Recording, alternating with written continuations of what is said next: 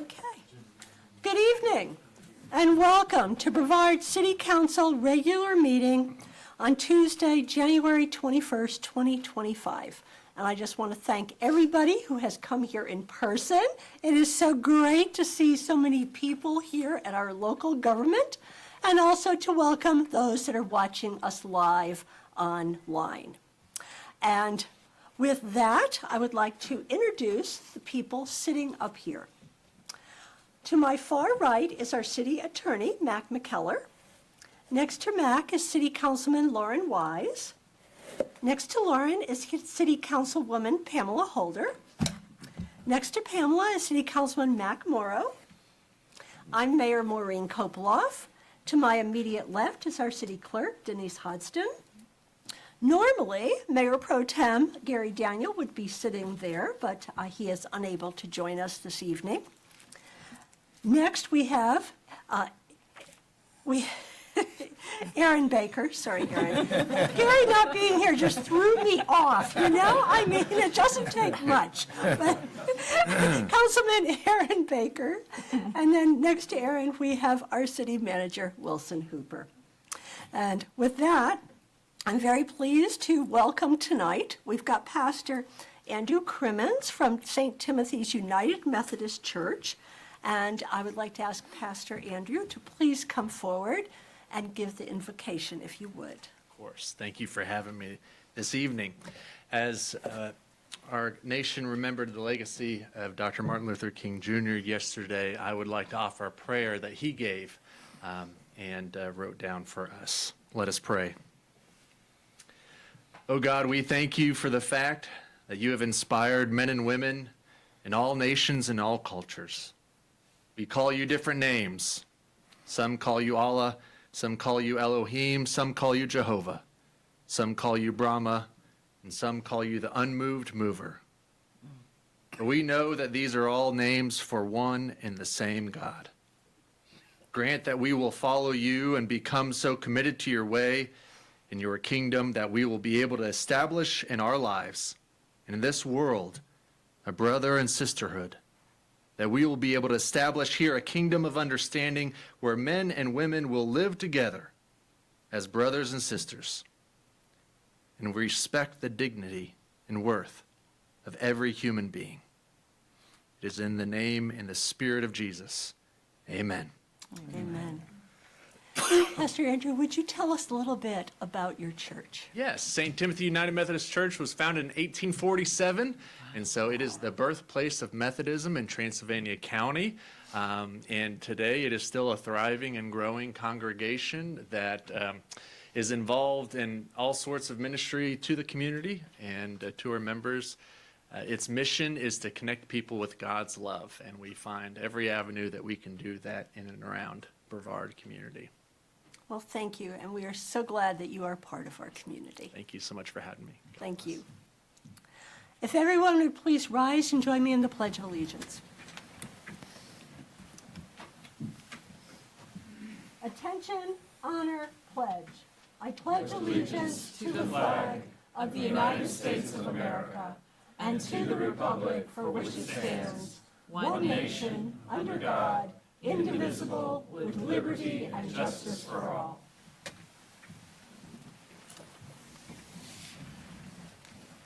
All right. I believe at this point I need a motion to excuse Mr. Daniel, who is not here. So moved. Second. All in favor? Aye. Okay, Mr. Daniel is excused. Madam Clerk, do we have a quorum? Yes, Madam Mayor, you do have a quorum. You have 5 of 6 members present. How about 4 of 5?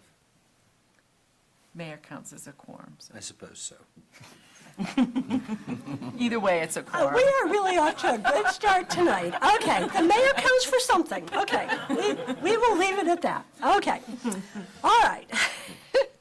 All right, Council, you have the draft agenda. Are there any proposed changes to the agenda? Do I have a motion to approve the agenda? So. All in favor? Aye. The agenda is approved. Council, you got the draft minutes of the January 6, 2025 regular meeting. Are there any corrections or changes to the minutes? Do I have a motion to approve the minutes? So moved. Second. All in favor? Aye. Okay, at this time, we have public comment.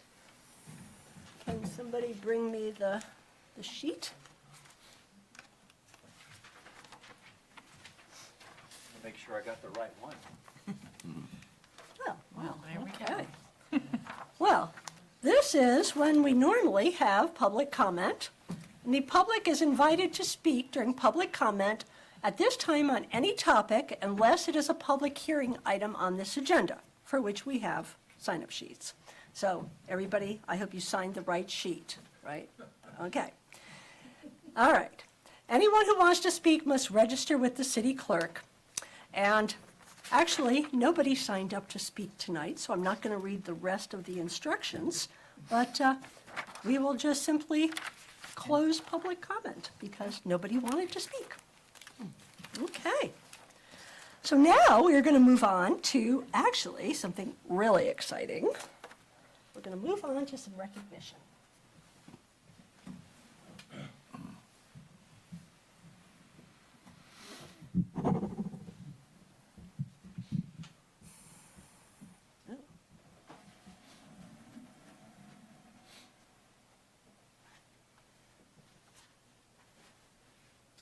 All right.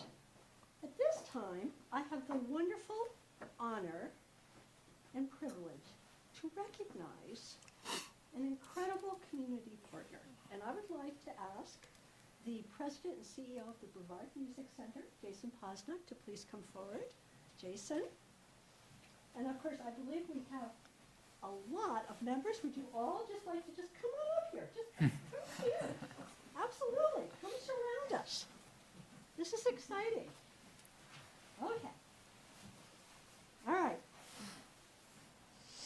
And I'm going to read this proclamation. Proclamation number 2025-01, Brevard Music Center Day. Whereas Brevard Music Center has been an important part of the Brevard community since 1944, and whereas on September 27th, 2024, Hurricane Helene tore through western North Carolina, producing historical flooding and landslides in Brevard and Transylvania County, causing devastating loss of homes and displacement of residents. And whereas, in collaboration with local authorities, Brevard Music Center immediately and unconditionally opened its doors to provide temporary housing for displaced families and visiting work crews, as well as making its food storage facilities available to support the efforts of local emergency providers. And whereas Brevard Music Center hosted a total of 113 people in its dorms at no cost between September 30th and December 9th. That is an amazing figure. 113 people they put up in emergency situations for free at no cost to them for almost over 2 months. So, whereas 58 tree workers were housed for a total of 30 days. And we all know how critical it was to have those workers here because we had so many trees down and people came from across the country. So again, they needed a place to stay. Whereas Brevard Music Center partnered with Grace Brevard and El Centro to house 8 families, a total of 22 people from the community from October 9th until December 9th. Whereas 3 families from Brevard College were housed from October 7th to November 20th. Whereas Brevard Music Center provided housing for 7 families of its current and previous staff and community partners during the month of October. Now, therefore, in recognition of Brevard Music Center's unselfish support of our community, I, Maureen Kopoloff, Mayor of the City of Brevard, do hereby proclaim Friday, January 24th, 2025, as Brevard Music Center Day in the City of Brevard and commend its observance to all its residents. I encourage residents to reach out and express their appreciation to Brevard Music Center for the extraordinary and critical support they provided to help the community during this time of unprecedented need. Further, this is something very special. I hereby present Brevard Music Center with a key to the city of Brevard. It is not a key to any lock, but it is a true key to the hearts of the members of this city. Jason, congratulations.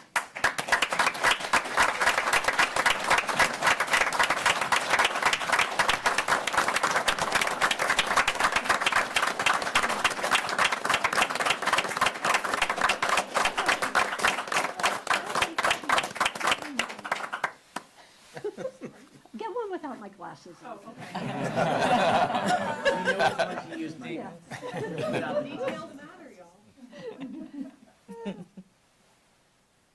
you get that day off? We celebrate that day on the next day. And I just want to say that, right after Hurricane Helene, we realized that we had people that had nowhere to go, that they had nowhere to live. And staff actually came to me that was sitting in a waterlogged house, with, crying, with having lost all their possessions, with nowhere to go. And, was there anywhere, Mayor, you could think of to live? Well, I could only think of one place. And so I did the thing. I picked up the phone and I called Jason. And I said, Jason, is there any way that Brevard Music Center could house these families? And I have to say, there was no hesitation. There was no bureaucracy. There was no, I'll get back to you. Let me think about it. Let me check. It was absolutely send them up. We will make it work. And that was so special. And then, of course, it grew as people realized that this wonderful resource was available and open to the community. More and more of our families took advantage of it, including a lot of our Latino families who really were desperate and had nowhere else to go. And with that communication problem, didn't know how to reach out. And so I really appreciate the fact that Brevard Music Center, they always do so much for us. We love the music, we love the business, we love the tourists, we love all that you bring us. But what really, really goes into our hearts is how you are part of this community. And when we need help, you are there and you offer it unconditionally. And so, on behalf of all of Brevard, I am just so proud of every single one of you. I know it wasn't easy. I know it was challenging. I'm afraid I caused you a lot of challenges. But I think it was really worth it, and I think that you have a special place in the hearts of everybody in Brevard for what you did. And I want to tell you that in the 3 years as mayor, that is only the third key to the city that I have ever handed out. And so that is not normal. That is a very, very special recognition that it takes a lot to really earn. So thank you. And Jason, if you want to say something. Thank you. I would love to. Mayor Kopoloff, thank you to everyone on the city council. I think, as you can see from the great turnout of our staff, that this was a labor of our love, the organization for our community, and individually. I mean, my colleagues here were going through it just like the community was, and yet every one of them just, they came to campus and they were so happy to know that we were doing this, and they jumped right in. How can I help? Whether it was our operations team or everyone on our development, and I mean, these are, box office and artistic and people who are used to doing different kinds of work, and we all put that aside to come together for our community. So it's a privilege to be part of this community, and we're here, and we love you will be. guys.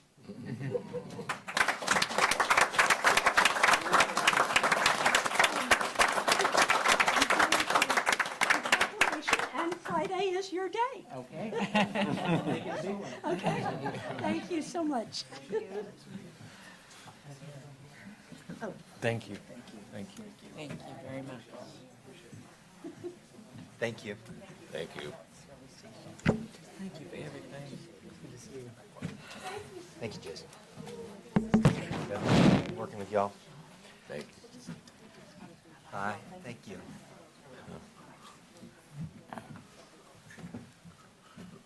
All right, we have one other proclamation.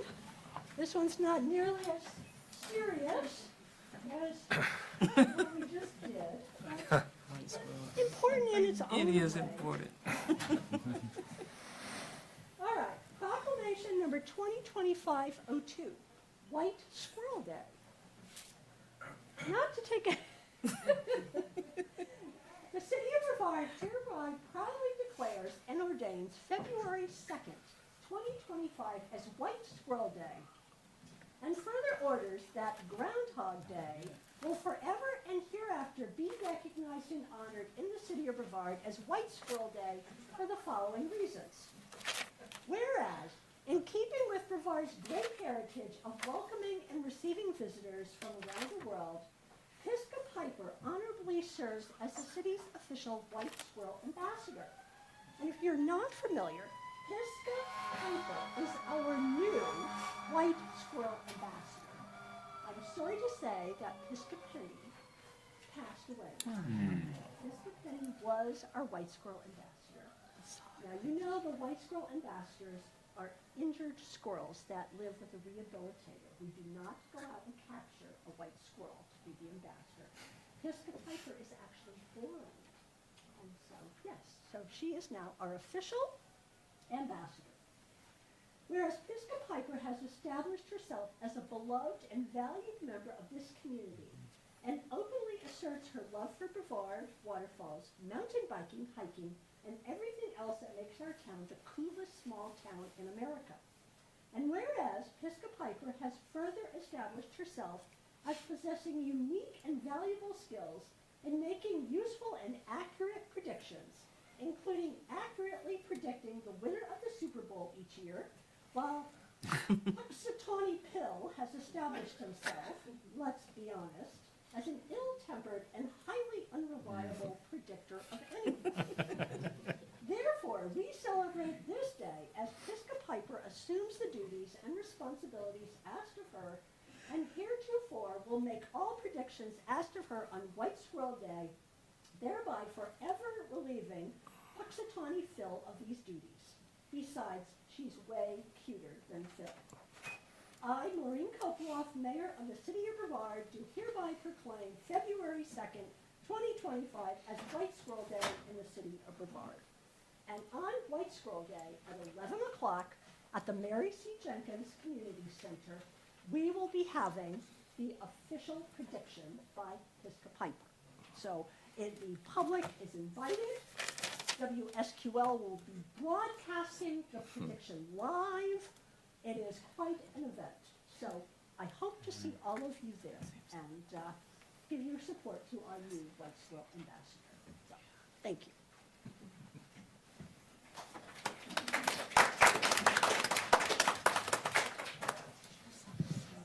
Yeah, I know, unfortunately.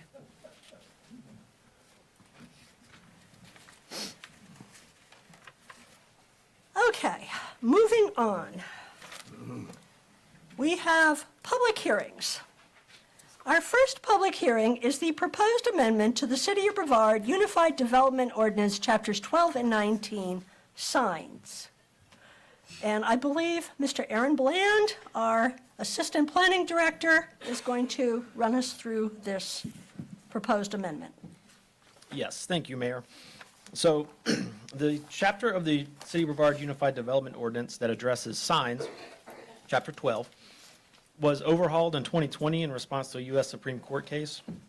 And following that rewrite, there have been a few different small, minor kind of cleanup amendments in 2021 and 2022. And this is just another staff-initiated text amendment to clean up some language and inconsistencies within the within chapter 12. And I'm going to try to pull up the amendments and go through them with you now. So again, there's no real substantive change to signage that's allowed or the size or height or anything like that. This is a lot of cleanup and making things match other city policies. This is some enforcement and building code compliance language that exists in the UDO as a whole, so there's no need to have it here specifically to signs, because that also is the case. We are amending some of the language about murals to better match the city's public art policy. This stuff was put in here prior to the public art policy being put into place, and so now the text doesn't quite match our procedures for murals, so we've cleaned that up to make that match better. There is some clarity added to temporary signage. The most notable is that the period where we can put out signs for elections has been reduced from 90 days prior to the beginning of voting to 30 days. That matches the state statute limit for that type of signage. So now it doesn't matter if you're on a state street, city street, it's 30 days. There's been a lot of confusion in elections in the past because different streets are treated differently, but now they'll all be treated the same. Make it clear that you can do those political signs without a permit, but then make it clear that other types of temporary signage do require permits.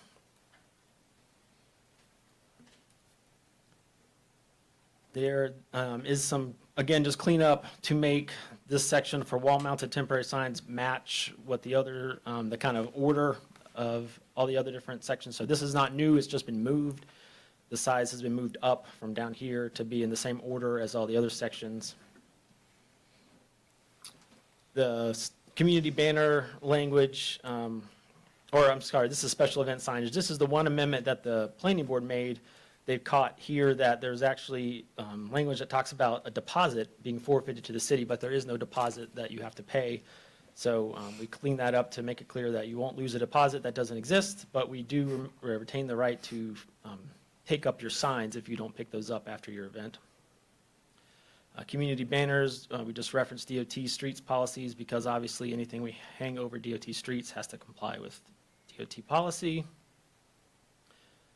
Awning signs in the fire district, we put in here special or a specific consideration that they can't be made of flammable materials because that's the case within the fire district for buildings and everything else. So we might want to make it clear that it also pertains to awnings. Making it clear what zoning districts we're talking about when we discuss non-residential uses in residential areas.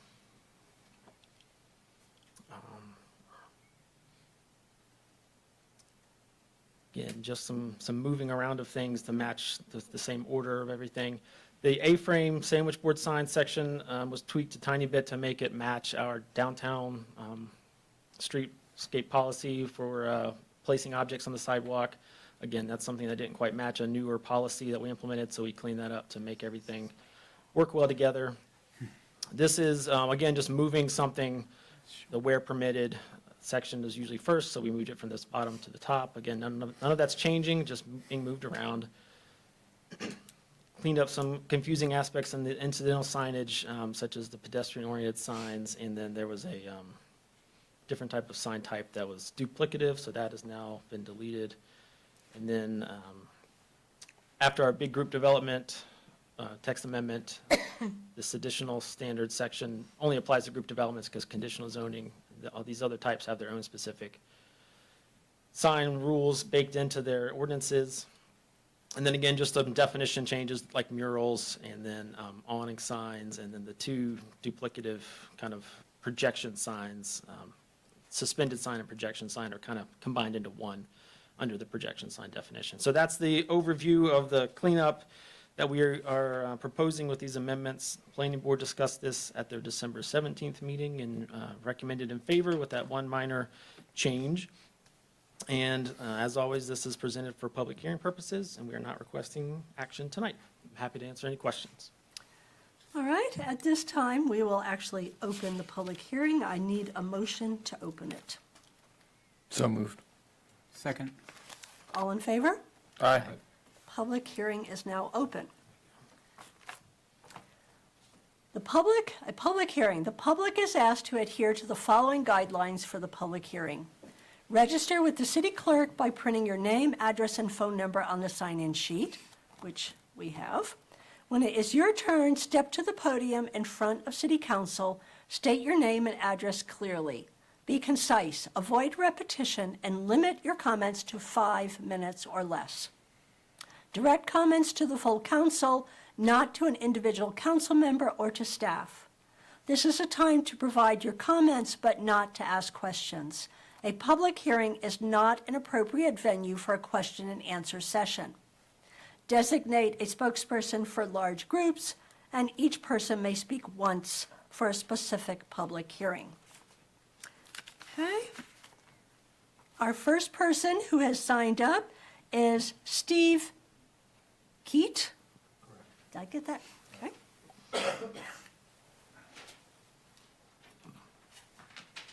Good evening, Mayor, Evening. City Council members. My name is Steve Keat. My wife and I live at 269 Evergreen Street in Brevard. I'm here tonight to respectfully urge you to reconsider and ultimately modify the proposed changes to Section 12.8.2 regarding freestanding temporary signs. What's being proposed would place the city in a precarious position of regulating political speech by restricting the number and size of signs citizens can display in their yards during an election season. The proposal raises two significant areas of concern. First, the practical issues.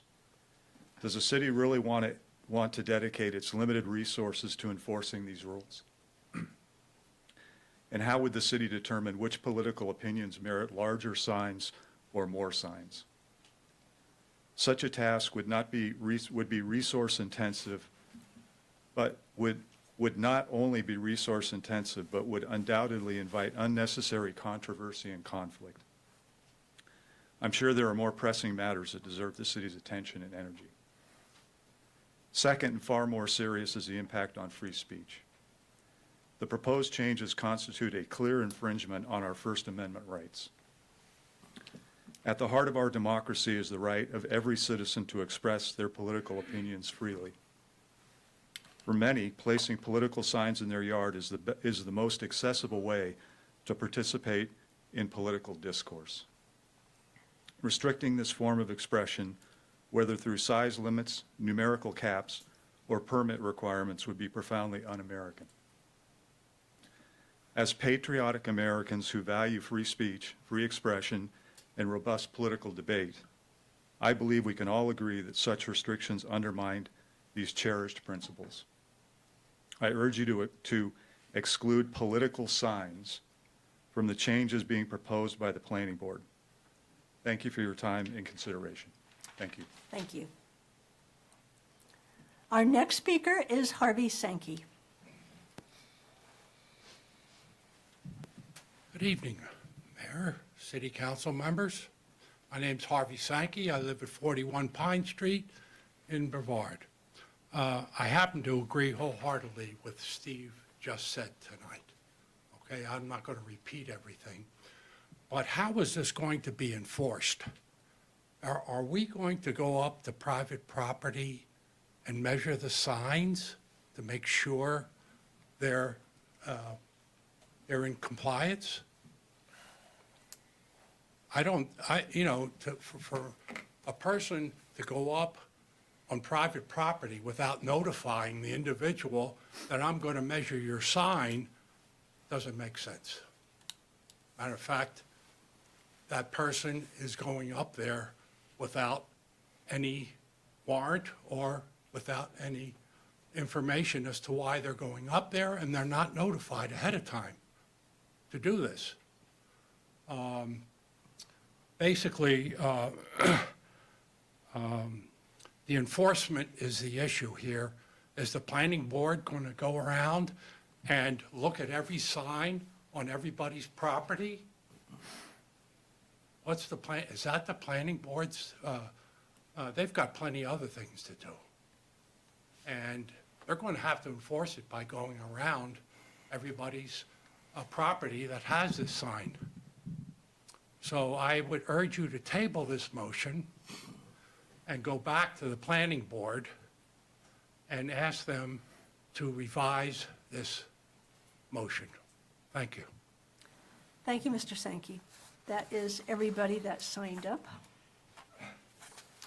At this point, we will open for any questions that council may have of Mr. Bland and his presentation. We'll start with Mr. Wise. Any? First of all, Oh, thank- sorry. Denise just reminded me, I need a motion to close the public hearing. So moved. Second. All in favor? Aye. Public hearing is closed. Thank you. That's why we have a city clerk sitting next to me. Okay, Mr. Wise. First of all, thanks for going through this. And I don't want to say I don't envy your job, because in many ways I do, but perhaps this is not one of the more enviable tasks. So great work there. Since it came up about 1282, could you talk a little bit about the origins of that ordinance? So what's in there now is not really changing except for that duration of when the limit is suspended. So currently, there's a limit. Everyone can have one of these type 1 signs in their yard expressing some sort of opinion whenever. But currently, that limit of 1 gets suspended 90 days before the start of voting, early voting for a primary or a general election. That's the city's ordinance, which applies on city rights-of-ways within city properties within the city's zoning jurisdiction. The state statute says you can put political signs out beginning 30 days. And so what we've done is change that 90 to 30 and then cited the general statute to make sure that those line up. That's the only change that's being presented here. It's important to note that we cannot make, the Supreme Court case I referenced that made us overhaul the ordinance in 2020 hinged on this idea that sign regulation must be content neutral, which means we can't really make different buckets of signs. You can't treat real estate signs different than political signs, different than event signs, different than whatever. So it becomes very difficult. It's a high legal bar when you start to regulate signage based on the content. If you have to read it to know how to regulate it, that's tricky, and it's generally advised to craft your ordinance in a way that does not do that. So a keen reader would notice that the provision that speaks about this, that says the 30 days before the beginning date of early voting, the limit is suspended for residential parcels. It doesn't say you have to put a political sign out. It's just that that limit on type 1 signs is suspended, so that you could put one out for every item on the ballot or issue that you cared about, things like that. Okay, thank It's you. not restricted to political speech. You could use that for any sort of speech. That's all I have. Ms. Holder? So the political sign is that to indicate a person that I may support? You were saying that, help me understand, I think I'm about asking the same question that Lauren just asked, but I need clarity. The first one is, we cannot put a sign out that is more than 30 days in advance if I want to support a You could have political. one sign out more than 30 days, but that limitation goes away 30 days before to 10 days after the voting. Okay, so how is that different from the 90 days? 90 is reduced to 30. That's the difference. So I could have put a sign out, well, we did put signs out 90 days in advance last year. This year, we can only do it 30 days in advance. Next year. Next year. This year, too.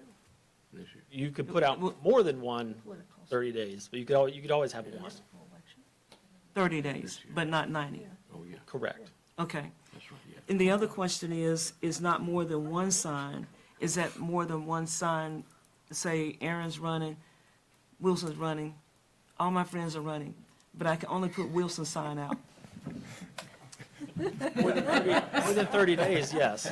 Once you hit that 30 days. So I you can cannot put a sign out for Wilson and Aaron? Not 'Cause I until like 30 both of them. days, or currently 90 days, but Yeah, but it'll be 30 whatever that days. window is, that's So I when, cannot have more than one sign, period, for correct, anybody? right. Because this year I had a sign out for one candidate who was running for a county position and another one that was running for another position, but I cannot support those two at this point. Is that what you're proposing? No, when you get to that 30 days before to 10 days after window, you can put out as many signs as you want. We're not gonna, we don't care what they say. And it's just, the limitation of one is suspended. It has to do, I think it's important, because we're getting hung up on political signs because of some of the commentary. This is not political signs. This is a sign no matter what. It can be a real estate sign. It can be a yard sale sign. They all have the same rules and regulations. Every residential area is allowed one of those signs of whatever type you want. So, It is only a special expansion of that to allow those signs to just stick in the yard. You can have more than one, but you can only have it from 30 days before an election of some kind until 10 days after of some kind. And that, so I think it's probably more beneficial to understand that these are the temporary yard signs. Type 1 signs are temporary yard signs of any kind. And they can say, nobody cares what they say. They can use bad words. They can say whatever they want to. But the Supreme Court was very clear that reasonable time, place, and manner regulations can be put into effect. And in order to keep a litter effect from going on all around the city at all times, the time, place, and manner of those size of signs and those manufacturer of signs will be limited under this, except for this one expansion period right around the election time. Does that kind of clarify it a little bit? It's real easy to be, it's easy to get sucked into thinking that there's some sort of content basis to this, and there's really not. Yeah, they could say, slow down, my kids live here, Girl Scout cookies for sale. It doesn't matter what it says. I understand that. And you can put out 100 of those during this window if you want. Doesn't In have that to be 30-day political window. signs. So, I don't know if I can say this at this time, but I will, and it'll be too late once I say it, but I like the exception of excluding political signs in this. And the reason is, if you're looking at 30 days, having run for office for the first time in my life, I know how important those signs in those additional days was running for a local position. The major elections are seen on TV, social media, everything. But signage, for me, was helpful. And I could imagine, maybe other candidates feel that way, maybe not. But we have far less access to get the message out within a 30-day window. And so that's why I like that idea. Unfortunately, that would be contrary to the Constitution according to the Supreme Court as it's currently constituted. So, That would be because you're selecting a particular type of sign with a particular content, which is any political message. You're giving it priority over any other sign. so then let's just include all of them.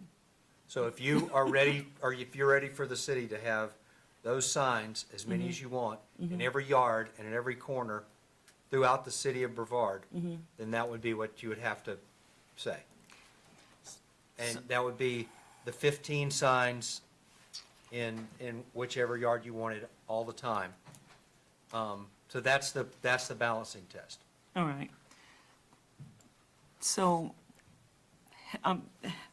y'all forgive me, I want to ask the questions. Has this been a problem?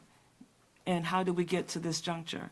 Because I haven't seen it as being a huge problem for Brevard, even during election time, to have a lot of signs out. And so why are we going from 90 to 30? The primary reason is to make our local rules match the state rules. Okay, Because that causes a lot of confusion, because you can put them out in some places earlier than others. And that's where the confusion lies, because they're not the same time frame. Now, whether or not political signs or any other type of signs is a problem, I think is gonna that answer is going to vary from everyone in this room when that happens. But the issue of confusion that the sign ordinance creates that we're trying to solve is the fact that we don't have the same time frame as the state law.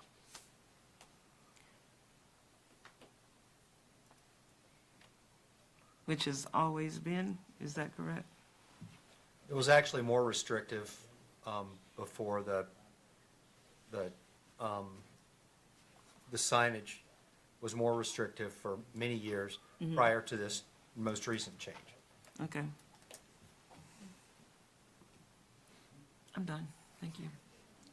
Okay, Mr. Morrow? We learned a lot from Aaron in the previous two work sessions, and we learned how difficult and complicated it was. So I want to first say thank you, Aaron, again, I don't wanna go for down trying to that educate us in what seems to be what a normal person should do, a reasonable person would do. But, so thank you, and I always appreciate the staff-generated initiatives that make us all better, so thank you. Mr. Baker? Yeah, just one question, and I think it's probably for the city attorney.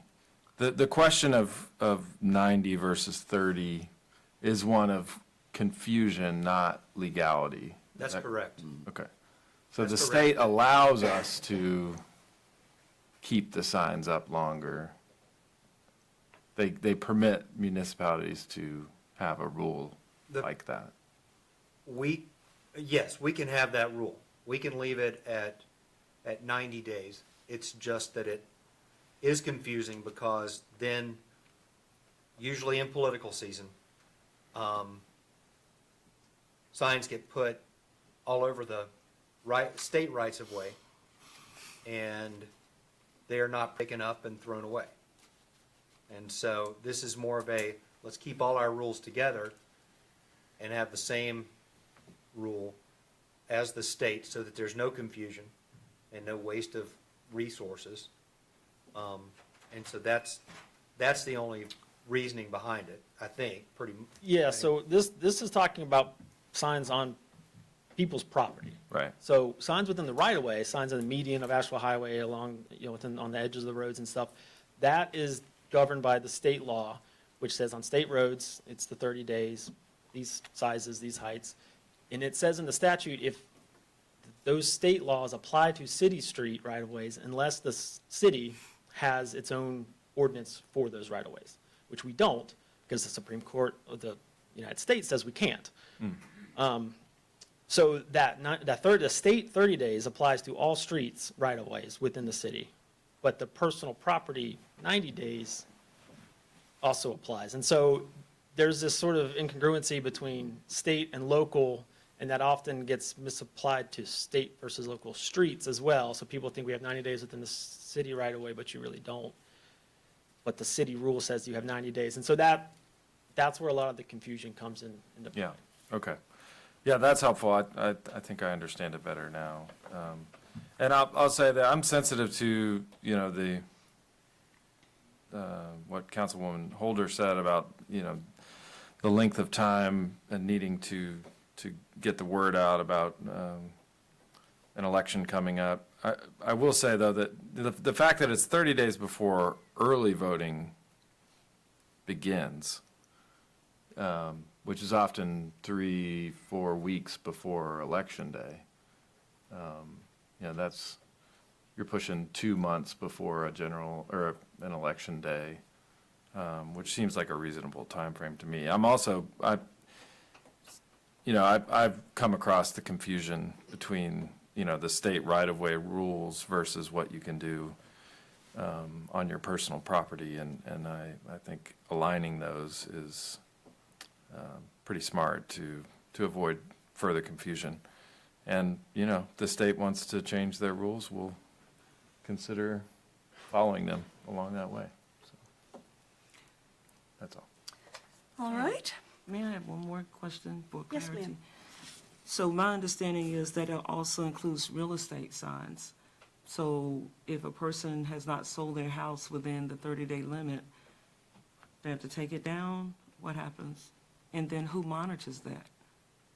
they're allowed one sign. You're Everybody's allowed for one sign. 30 days. The 30 days is not. The how 30 long days you is put the for sign out. Just for unlimited political. signs. No, 30 days is for unlimited number of signs on your yard. Every person is allowed one sign on their yard of whatever type they choose at any time, all the time. Okay? Okay, Does that clear it up? yes. So the real estate sign can stay out there all year round, every day, no matter what. And technically, this section has a limitation of 100 days with a 10-day break before you can put it up again. Yeah, We don't have the staff to be proactive about that. We don't monitor MLS listings to see how long, a sign has been up.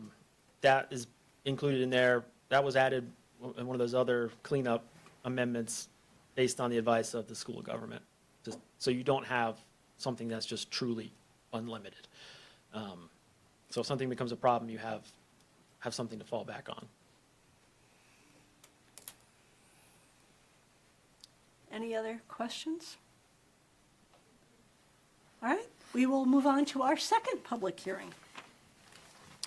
This public hearing is on the proposed amendment to the City of Brevard Unified Development Ordinance, Chapters 2, 3, 4, 5, 8, 10, 12, and 13, the Pisgah Gateway District.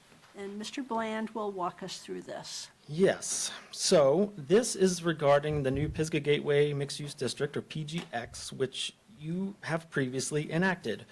But in December, with the veto override of Senate Bill 382, which was the Helene Disaster Recovery Bill, the General Assembly amended a different law that greatly restricts local government discretion to amend our local zoning ordinances. There's a statutory provision in the law that alters the definition of down zoning to include creating any sort of nonconformity, and then prevents local governments from adopting down zoning without written consent from all impacted owners.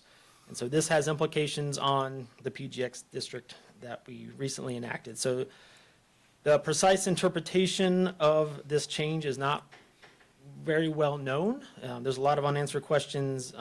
The zoning officials like us across the state, the school of government zoning guys, they're all trying to figure out what exactly this means. But we do have a plan for PGX, which I'll show you in a second. But I want to be clear that North Carolina law has always limited down zonings by third parties to prevent you from downzoning your neighbor's property without their consent, things like that. But the local government has always retained the authority to make decisions about rezoning properties in their jurisdictions in accordance with their own local needs and planning documents. But this new session law changes that and prohibits local governments from initiating any downzoning, as well as broadening the definition of what a downzoning is. So, real quick, this is the timeline of that bill. The important thing here is that it was introduced on November 19th, made public on November 19th, approved by the House on November 19th, approved by the Senate on November 20th. It was a very fast-moving bill. We didn't really know what all it had in it. By the time it had been approved by both chambers, the governor vetoed it, but then it was overridden and became law in December. So this is the kind of important bit for us zoning people, the amendment to down zoning without consent. And you can see the changes there, and I'll go through some of these. So that red strike through that the arrow is pointing to, this down zoning used to have an exemption when it was government initiated, but that has been removed. This, unless the down zoning amendment is initiated by the local government, that has been taken out. So we could initiate things that were down zonings based on this definition, but now we cannot. And so there's always been two different types of down zoning, one based on the density allowed and one based on the number of uses allowed. But now there's a third, and it is if you create any type of nonconformity on land not in a residential zoning district, including nonconforming use, lot, structure, improvement, site elements, anything. So it greatly broadens the definition of what a down zoning is, except in a residential district. If anyone has a definition for that, I would love to hear it, because this law does not define what a residential district is. We don't know if that's a primarily residential district, a solely residential district, a district that allows any residential. We don't know. So like I said, a lot of unanswered questions that we're trying to wade through as a state and as a profession right now. But the big one that impacts PGX is that it was also retroactive 180 days.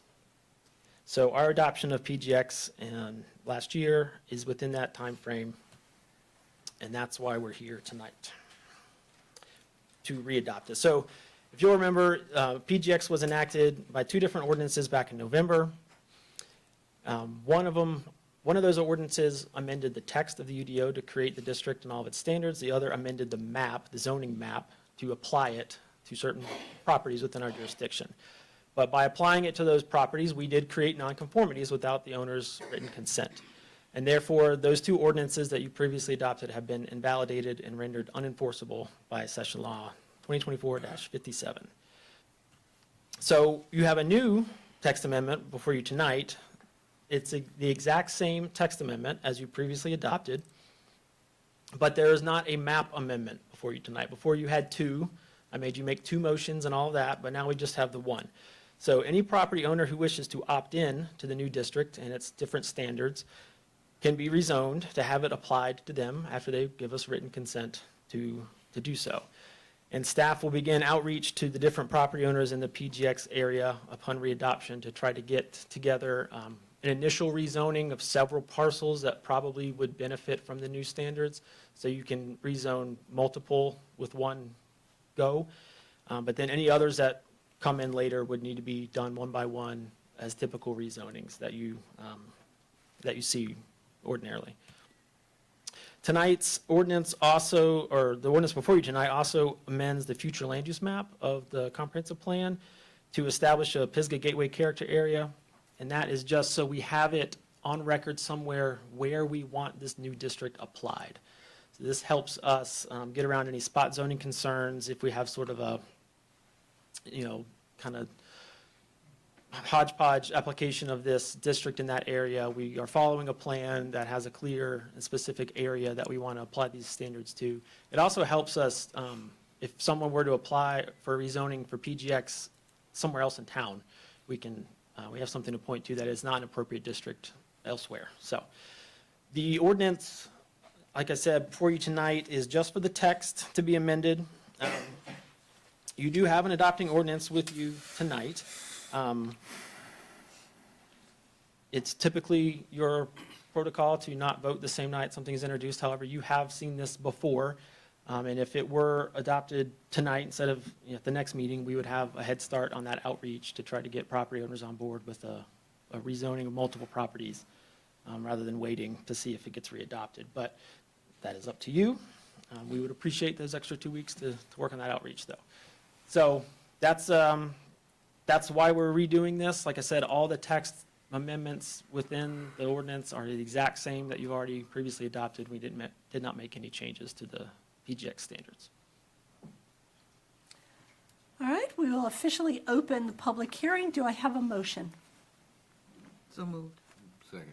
All in favor? Aye. The public hearing is open. No one signed up to comment on this public hearing. Do I have a motion to close the public hearing? So moved? Second. All in favor? Aye. The public hearing is closed. We will now go to comments and questions from council. Mr. Baker. I'm going to go out on a limb and say that I think this is possibly the dumbest thing that state government has ever done in North Carolina. And that's saying a lot. But, I mean, it's hard to really wrap your mind around this because, it's pretty in the weeds in terms of zoning and things that we talk a lot about here at city council level. But if you're really trying to put yourself in the shoes of the average citizen and then try to explain this, it's difficult. But it is just dumb. I mean, it is really stupid. And, you like to think that state government surely has all these staff members and a lot of smart lawyers up there that vet all the language that they're putting into their rules. And They're not going to ask me. surely they are going to take care of it and it's not going to cause these inefficiencies, but this proves that they don't. And it's especially bad because, this is wrapped up in a law that was supposed to be for disaster relief. We're supposed to be talking about helping people, speaking of the Brevard Music Center that did so much for people here in our community. People are really hurting, and instead of focusing on that, the state legislature decides to really kind of willy-nilly delete things from established law and just see what happens with no guidance and no real help for hardworking staff, not only here, but everywhere. It reminds me of, there's a meme online of a guy riding a bike and he's leaning down forward and he has a stick in his hand and he's shoving a stick into the spokes of his own bike. And we all know what's going to happen with that. But that's really what this boils down to, because it really, stops all progress. And we have to sit here and talk about it. And our staff has to try to figure out how to interpret it. And for what? I mean, what is the benefit? It's incredibly frustrating. I do have some questions that I think are going to be more productive than my rant. So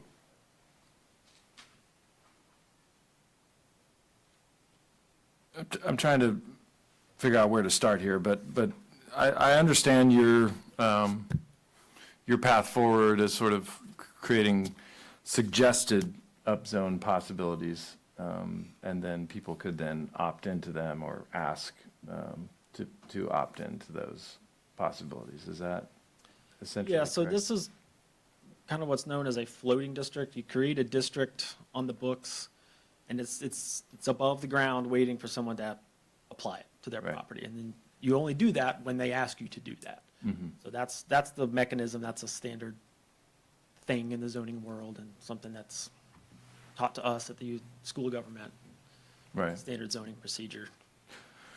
Does this now mean then, and I understand because we've just created a new zone, so it makes sense to have that in this area, but, the comprehensive land use plan has, suggested changes citywide.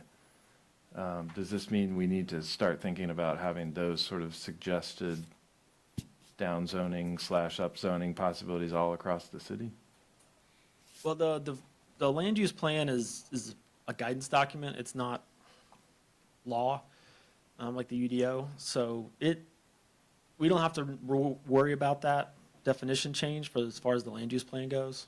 It's only when we actually change the rules of a person's property that we'd have to consider if we're now doing what's considered a downzoning.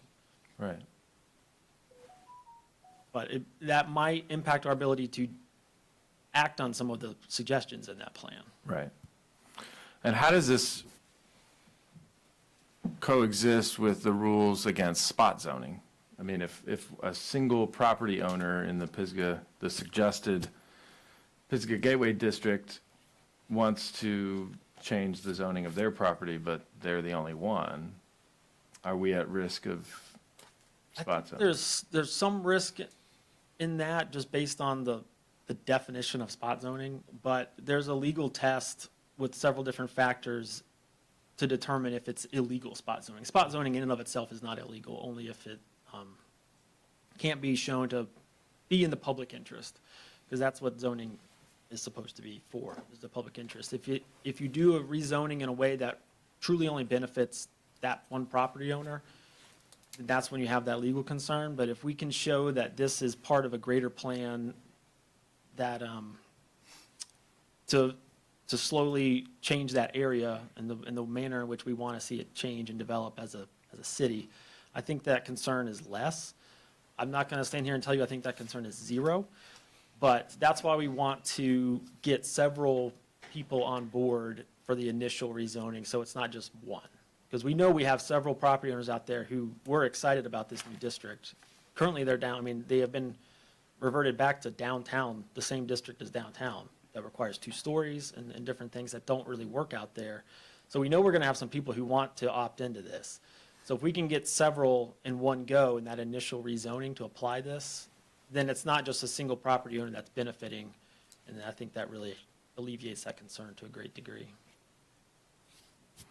And, you know, we've talked in the past some about the potential for form-based code versus, you know, land use. How does this make a change like that more attractive? Or I assume they would consider that, if we tried to establish that citywide, they would consider that essentially a citywide down zone? It would depend on the details of the ordinance, but unless you are not creating a single nonconformity with a site characteristic such as required parking, the dimensions of the parking, the setbacks, or, you know, if you create just one nonconformity and that, without 100% of affected property owners signing on, then the whole thing's invalidated. We are gonna talk about that question more when we bring you the architectural standards in the next couple months. Okay.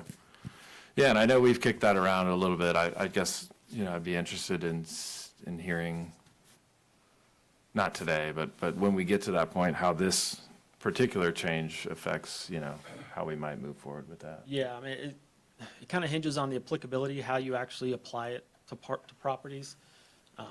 So that's sort of the avenue we're exploring right now for the architectural standards. But like I said, that's still going through the process. This might get changed in the meantime, we don't know. But we'll Yeah, tackle that when we need to. and that's a good segue to my final question, which is, have we gotten any, I can't imagine that they are happy with the end result. I think this strikes me as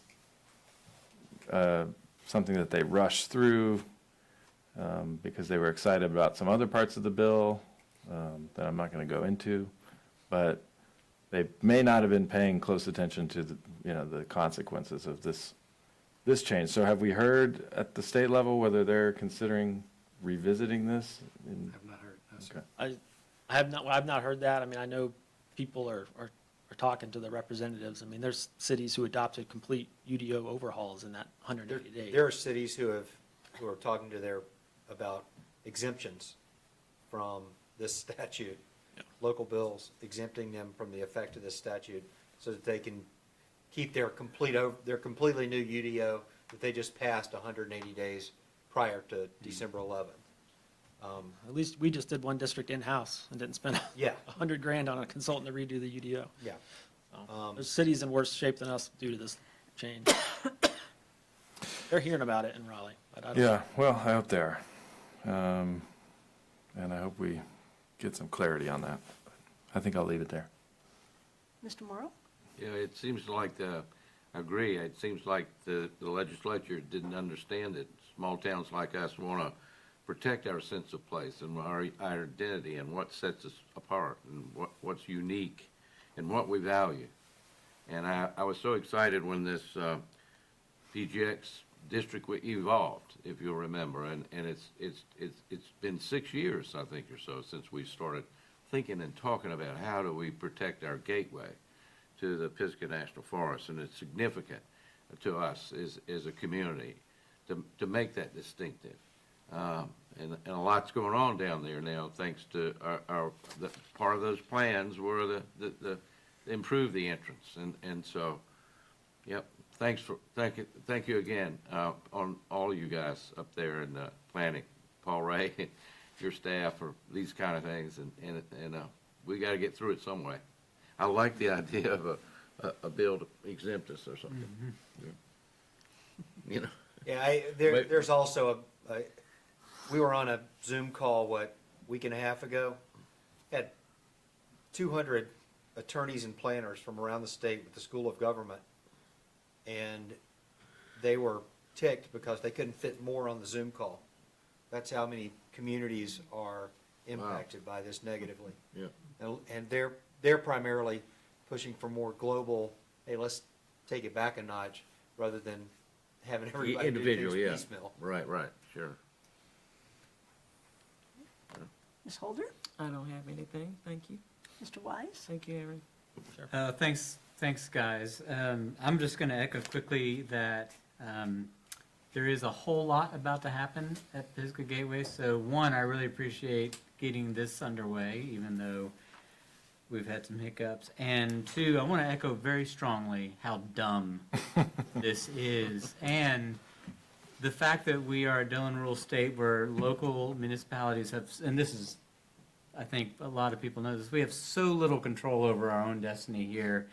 And to strip more away, and Aaron said he doesn't want to go into it of why this bill was rushed through, but it was rushed through not because of Helene and not because of this especially, but it was pushed through to strip power from the governor and attorney general.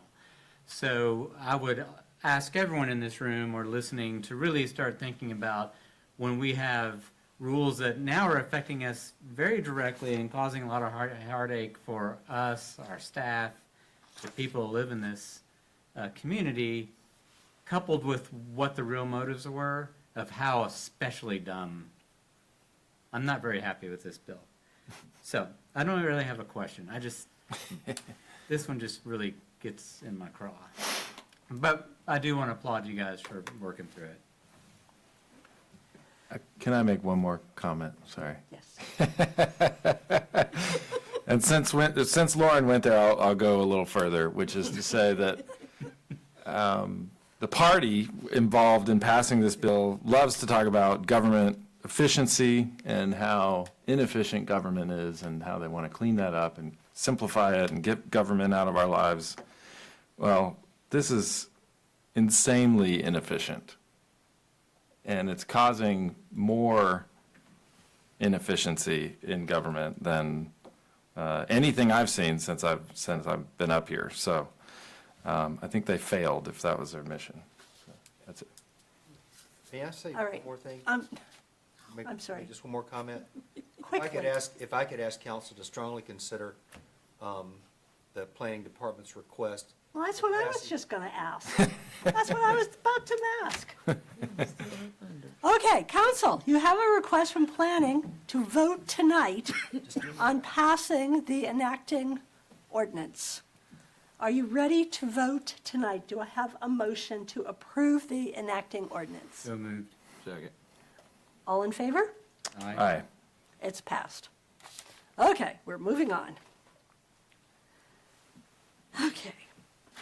We next have consent and information. The following items are on the consent agenda. 1, the tax settlement report of December 2024. 2, the resolution re Jimmy Carter Memorial Wall installation in Clemson Plaza. 3, the Esteto Trail Boardwalk Assessment and Minnie Brooks Act exemption. And that's it. Do I have a motion to approve the items on the consent agenda? So moved. Do I have a second? Second. All in favor? Aye. Okay, the consent is approved. Moving on to unfinished business. The proposed amendment to the City of Brevard fee schedule, utility tap fees. I believe city manager has this. Yes, ma'am. I just want to make a short review of my proposal from last time. If approved tonight, this action would permit our zoning administrator to temporarily waive tap fees for temporary recovery-related uses during a Chapter 21 declared state of emergency. So a lot of conditions to this waiver. Waiver applicants must sign a document affirming that their use is temporary, that it's recovery-related, and that they acknowledge that they must pay the fee in full or get their utilities cut off if it ceases to be either of those things.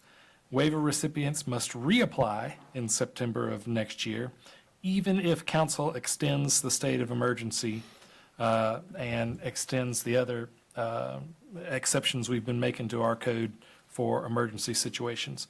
This one doesn't automatically extend like the other provisions would. So with that said, I just want to say that so far we haven't had any serious inquiries, so this might just all be an academic exercise. But I think that this tool will be nice to have in our recovery toolbox should we get any serious inquiries into this kind of waiver. And that's my presentation. I'm happy to answer questions if you have any. All right. Council, do I have a motion regarding this request? Do I have a motion to approve the proposal and the schedule of fees as amended? So moved.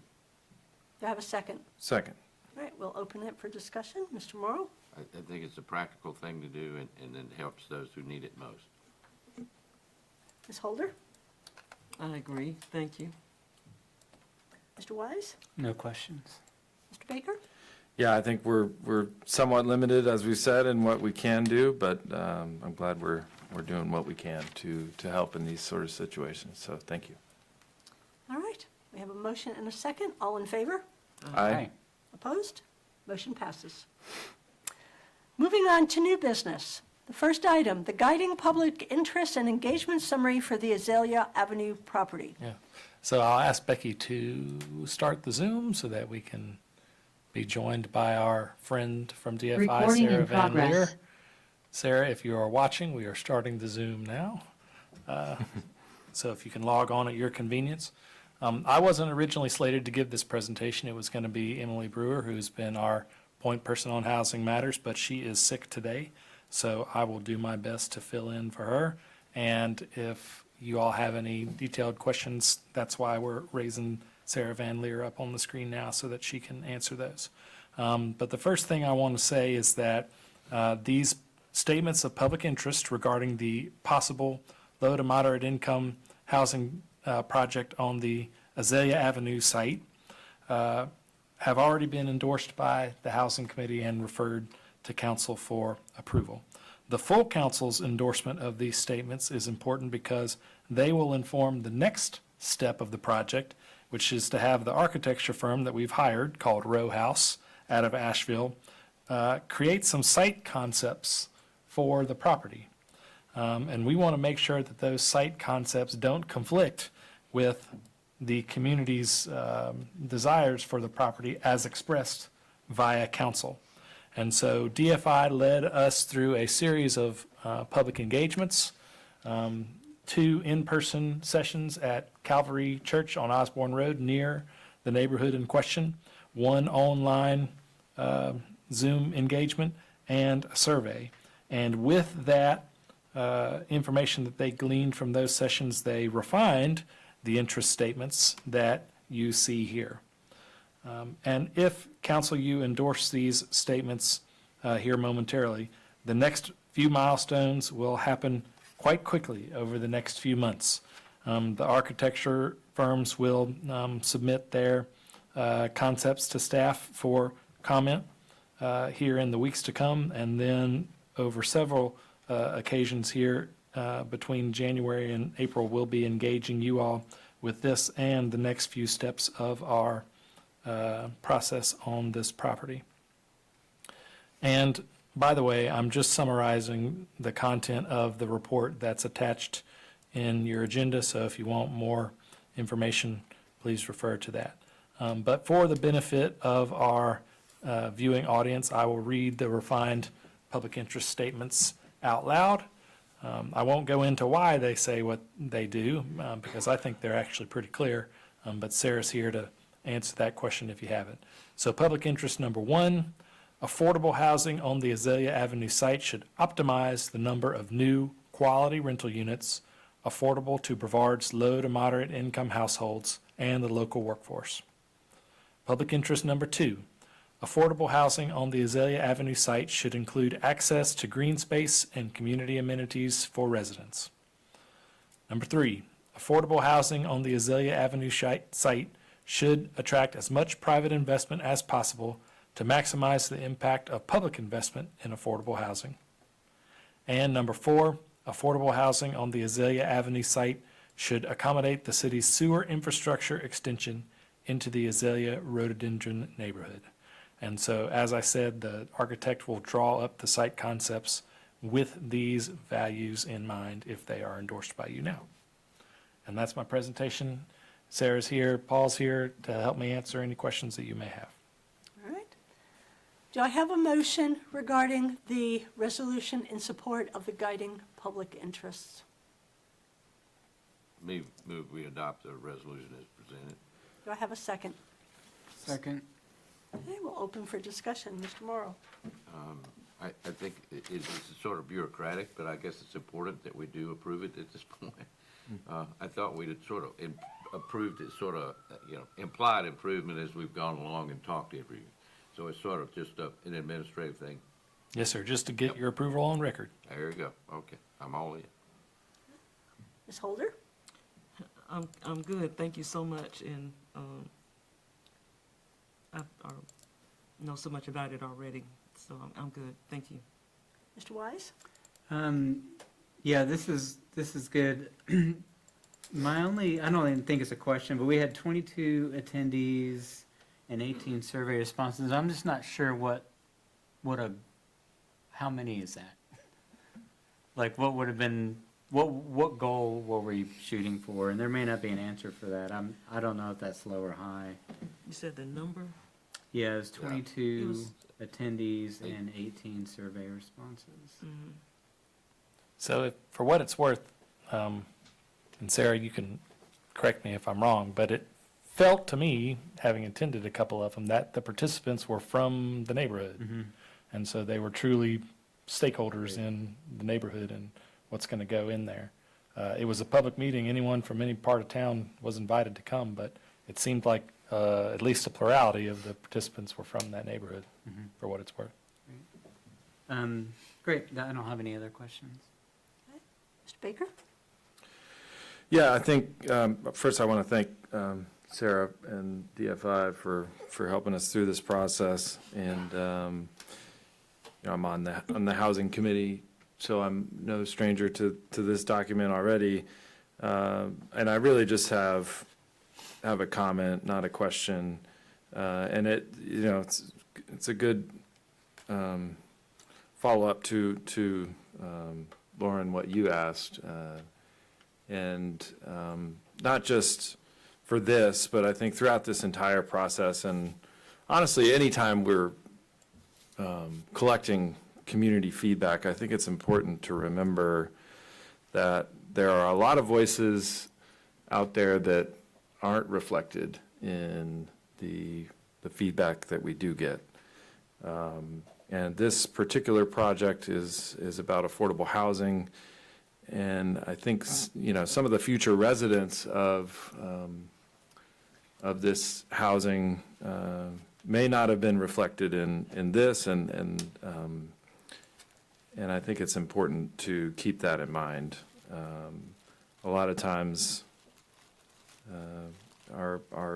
we do our best, and we have a commitment to listen to the public. But we also have to keep in mind the larger goals of the entire city and the vision that we've set out for the future. And those goals include things like affordable housing, and we've learned how difficult it is to find and complete those projects. So, again, we've got a commitment to listen to the public and listen to neighbors of projects like this, but we have to weigh that against the goals of the city and completing some of the things that we've set out to do. So that's all. All right, we have a motion and a second on the table. All in favor? Aye. Opposed? Motion passes. Our next item of new business is the transition of the planner position from part-time to full-time. And Yes, that's me. Thank you, Sarah, for being here. Folks, I confess that this next item is coming to you a little bit out of order. It's not been reviewed by a committee because it has a budgetary impact, and you all know what I believe, and that is that budget decisions ought to belong in the full council bucket. This type of request is usually held until budget discussions, but the need here is immediate, and I think that if this request is granted, it'll increase the capacity of the department that does most of the housing work and does most of the trail work and carries the water on many of your most important priorities. And in the grand scheme, I think that the expense of this request is manageable. And so for those reasons, I'm bringing it to you off-cycle. Our planning department ought to be called the Planning and Special Projects Department, because they do more than practice the technical aspects of the profession, although they do that quite well, as evidenced by Aaron's two presentations earlier. Over the past few years, they've carried the water on housing, trail development, and capital project management for things like the downtown master plan projects. And then, of course, more recently, they've carried the water, pardon the pun, on a lot of the recovery-related work that we've been doing as a city. And this is on top of their normal planning work. The creation and execution of the CLUP, the creation of the architectural standards, new zoning districts, reviewing plans, doing zoning enforcement, and all the other things that they do day to day. And I actually brought a prop with me tonight. This document here, which if you can see has about, I don't know, 100 lines of text on it, maybe more, is the planning department's weekly staff meeting agenda. And if you want to look at this, you can see all the types of things that they have on their plate that they're working through on a weekly basis. It's quite extensive, and I'm so proud of them for being able to stay productive despite their huge workload with their small staff. So they're a busy bunch, and there's very little relief in sight for them. And on top of that, their staff profile is evolving.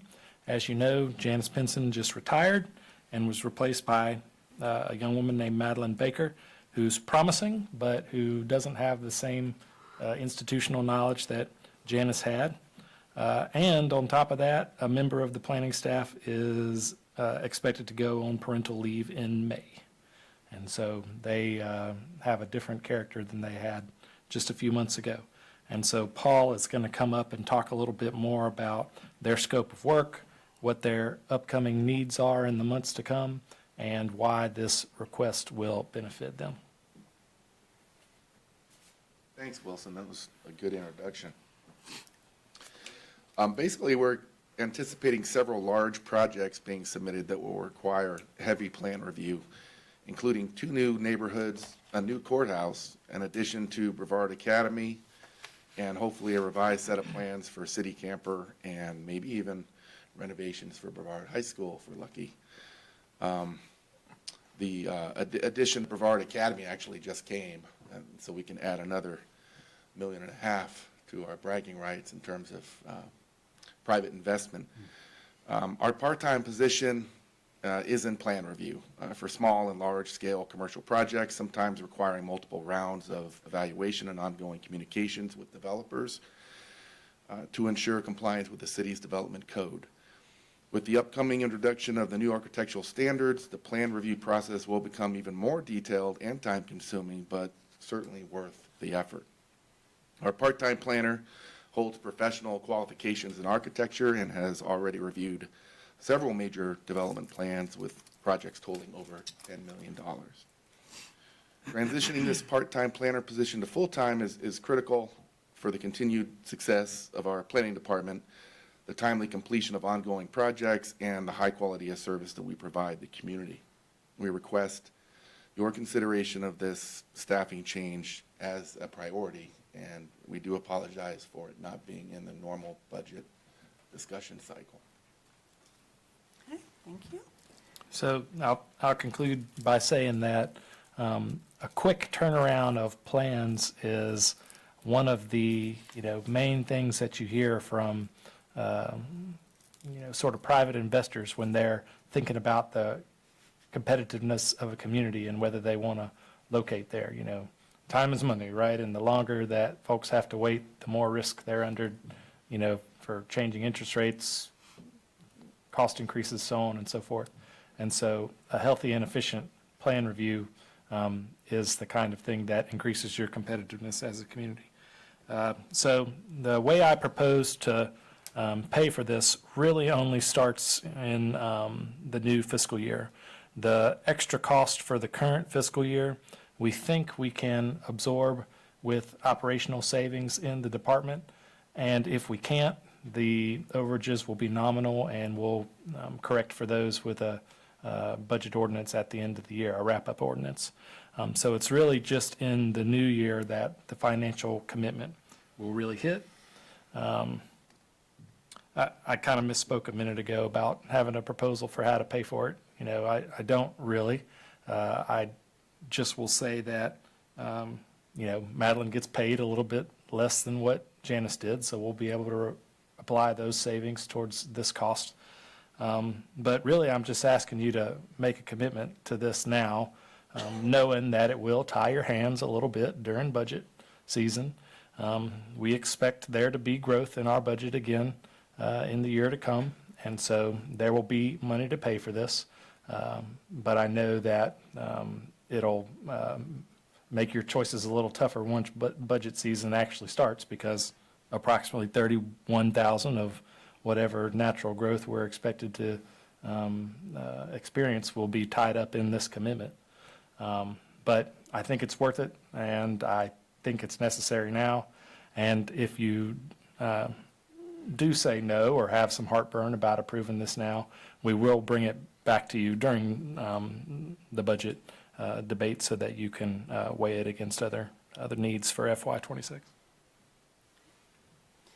Council, do I have a motion to approve the request to change the part-time to a full-time planner?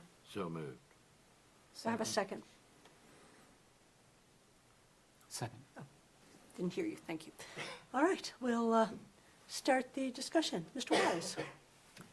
Well, you know, as an architect and knowing a lot of builders who love quick plan turnarounds, I will say that getting a good technical plan review person is a very specialized skill set and hard to come by. And I know you guys are pushing a lot through your office, so I completely support this. And I kind of am not sure how you do what you do anyway, but any small thing we can do to help, I'm in favor of. Ms. Holder? I agree with, I almost said Reverend Wise. That's fine. I appreciate it. Take names. Whoa. You wouldn't be wrong. Let me give you your license. Will we need a part-time person to replace the part-time person that's going full-time? No, Okay, we'll be fully staffed. all right, thank you.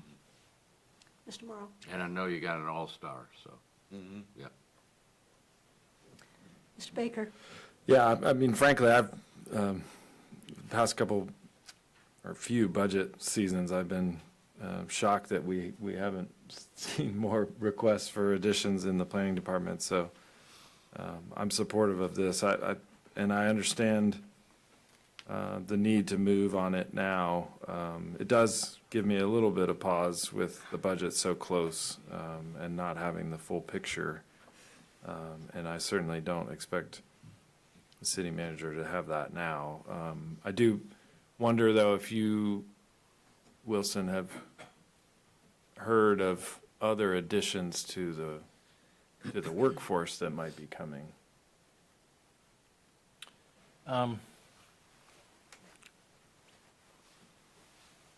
Or if you Not in the general fund. Okay. Not in the general fund. Usually the position requests that we expect to see are in the utility fund, partly in the utility fund, or like last year in the fire fund.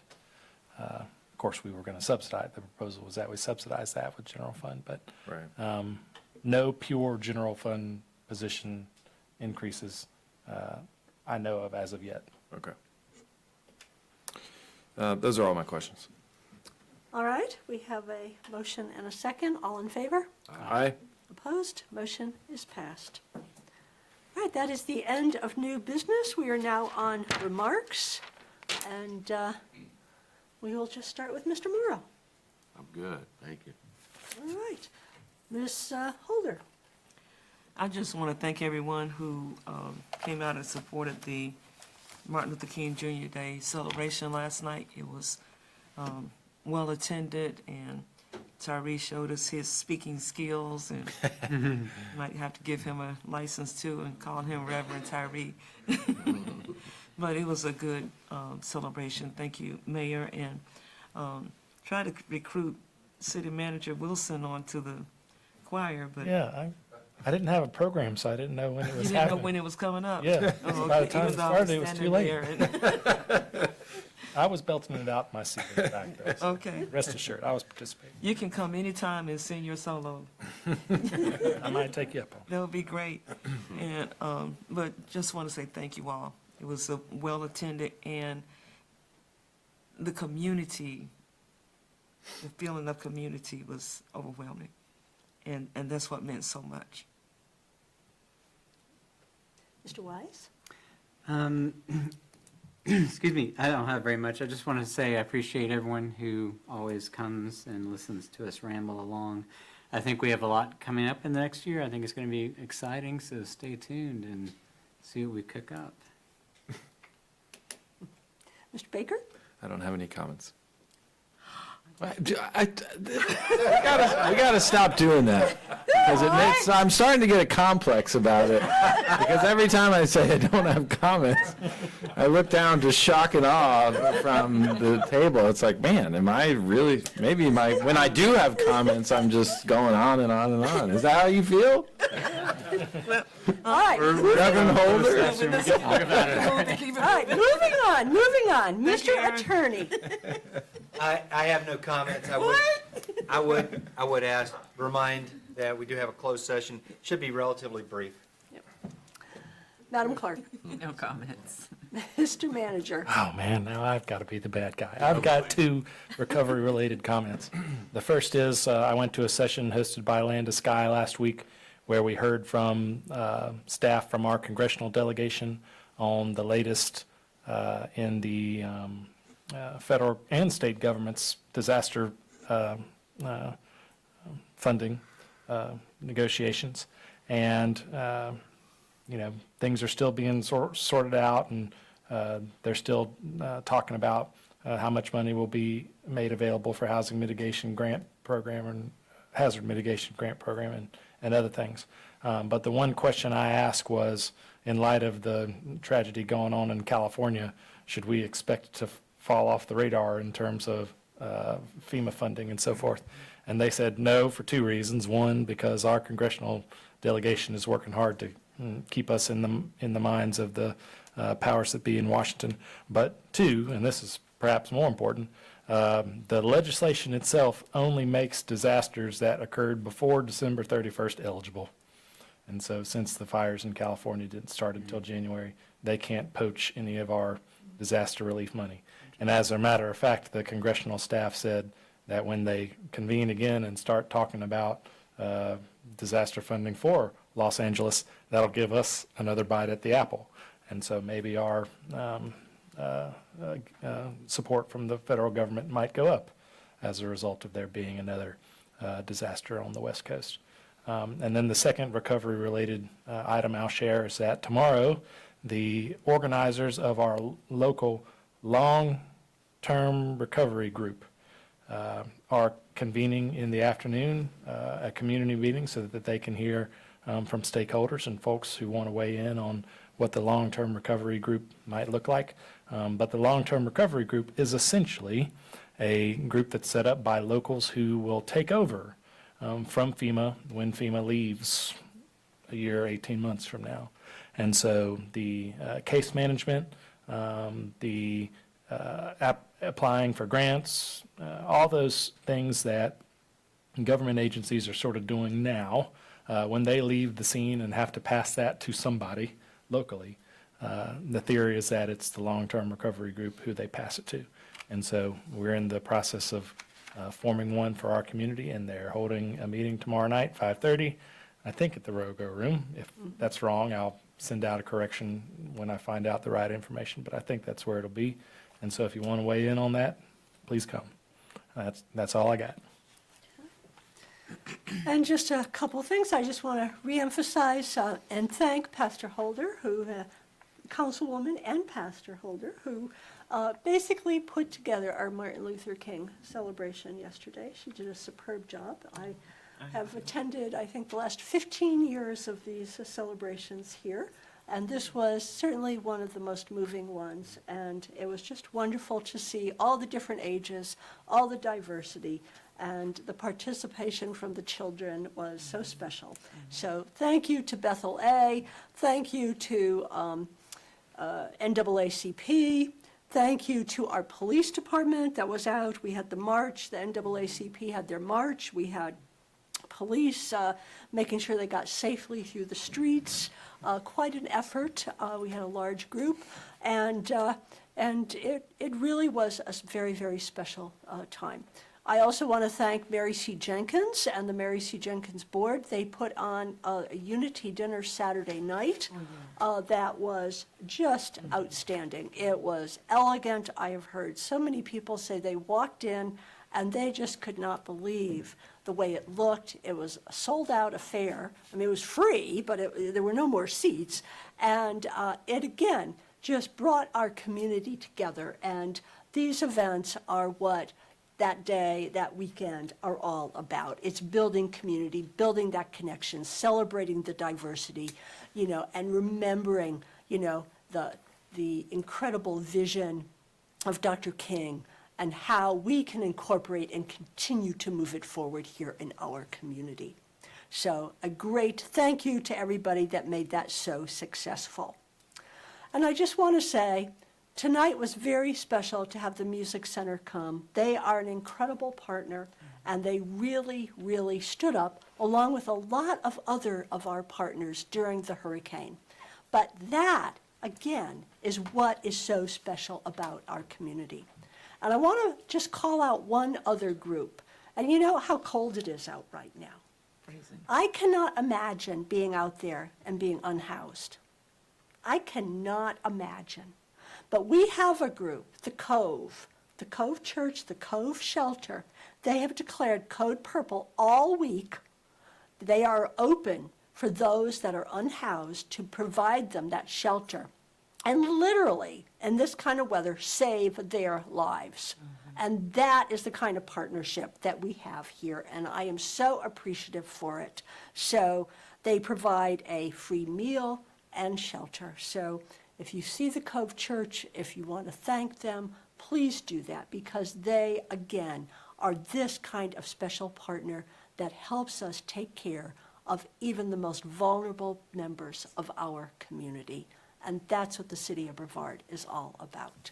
So thank you. And with that, I believe we need a motion to go into closed session For for pending litigation. Pending litigation. So moved. Second. All in favor? Aye. We are now in closed session. Please turn off the broadcast and please clear the room, and everybody be safe going home on those dangerous, slick roads tonight.